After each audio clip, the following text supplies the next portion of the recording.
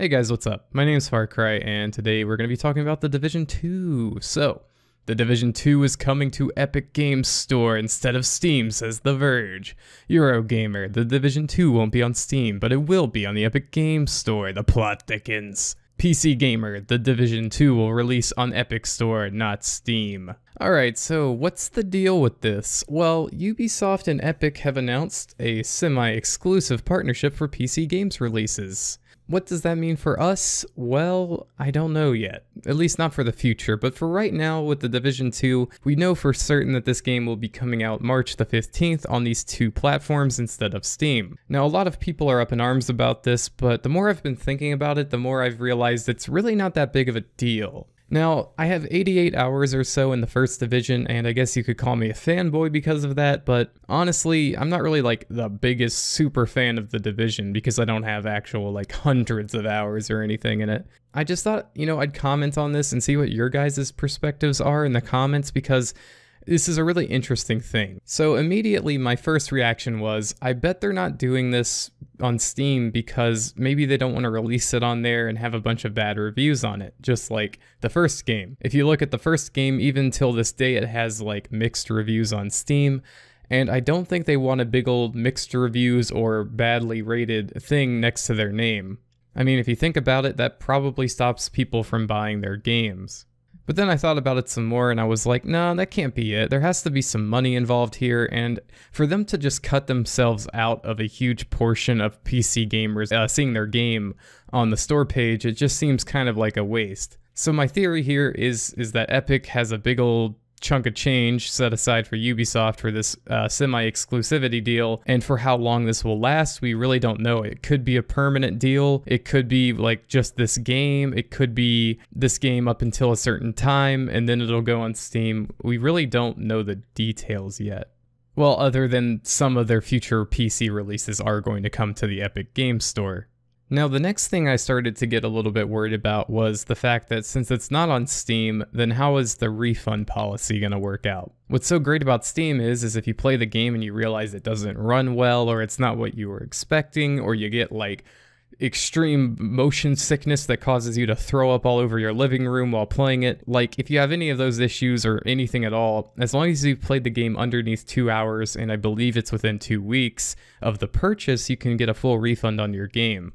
Now, I read into this, and apparently, according to Eurogamer, the Epic Games Store's refund policy has actually been streamlined recently, so that it's a lot easier to actually get full refunds for your purchases.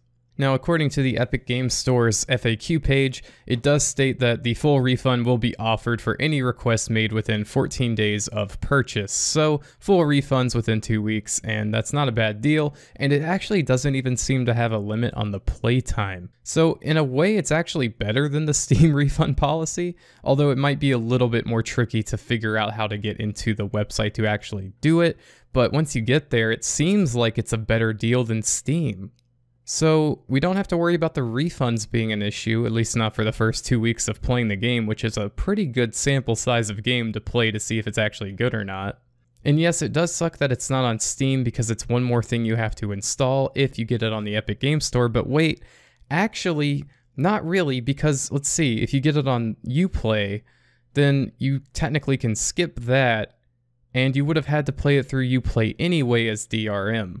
Now, if you remember with the first Division, you had to launch the game on Steam if you bought it there, and then it would also launch in Uplay.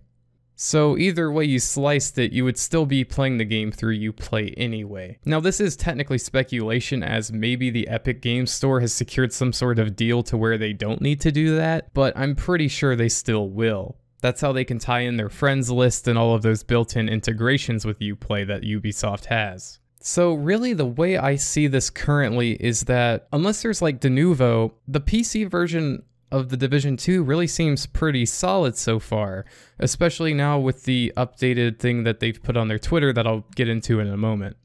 But yeah, it not being on Steam really doesn't seem like that big of a deal, especially if you had Uplay installed anyway. But again, I want to hear your guys' comments and thoughts down below because honestly, I know this will rub a lot of people the wrong way. Now let's get into that tweet real fast. So the Division 2 on Twitter said, agents get ready for the Division 2 on PC, and linked this page. This page goes into detail on the PC version coming out on March the 15th, as well as they talk about the uncapped frame rates, uncapped display resolutions, the full UI and HUD customization, as well as multi-screen and widescreen support, variable refresh rate support, and HDR support. They've also released a little bit of a trailer, which I've probably been playing in the background at some portion during this video or right now.